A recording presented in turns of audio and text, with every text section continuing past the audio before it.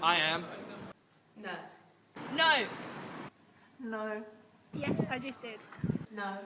No. No. Yes. No. I'm not. No, but I will, and you should too. So what was all of that about? It wasn't about how many of us are prepared for our exams, because who is, but rather how many of my friends are registered to vote. Now, it really surprised me that so many of my friends weren't registered to vote, and actually when I did a bit more research, it turns out that almost 50% of 16 and 17-year-olds aren't on the electoral register, and over 900,000 people are missing off the electoral register compared to last year. For me, this is such a shocking statistic because politics is my life, and just simply not being registered means so many people are missing out on the opportunity to get involved in our democracy. This video is going to show you how you can register to vote and why it's so important. So number one, get your voice heard. All of you watching this, whether you're particularly interested in politics or not, will have several things that you're really passionate about. For me, it's probably the environment and women's rights, but for you it could be mental health, the NHS or education. Whatever it is, the best way you can affect real political change is by voting for the party that best represents your point of view.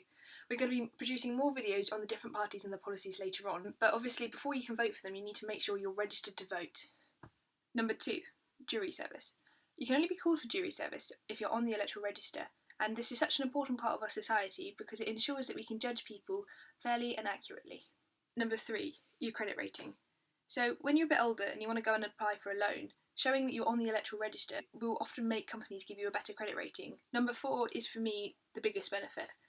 By being on the electoral register, you're showing politicians that young people do care about politics and will go and vote.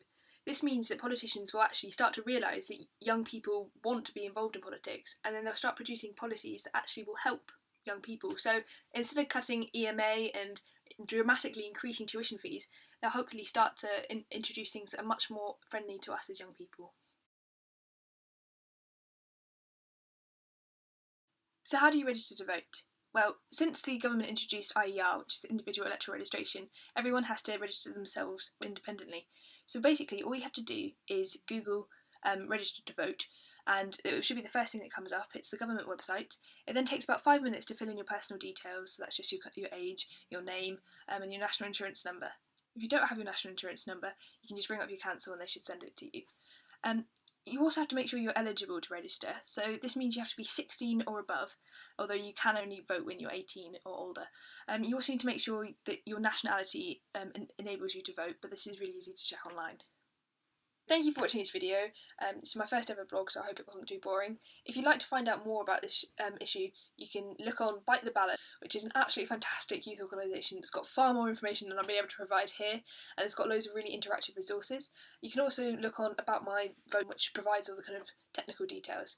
Please continue to follow Truth for Youth 15, because we're going to be posting loads more videos about particular policies that affect young people and the different political parties. So thank you for watching, and I'll see you soon.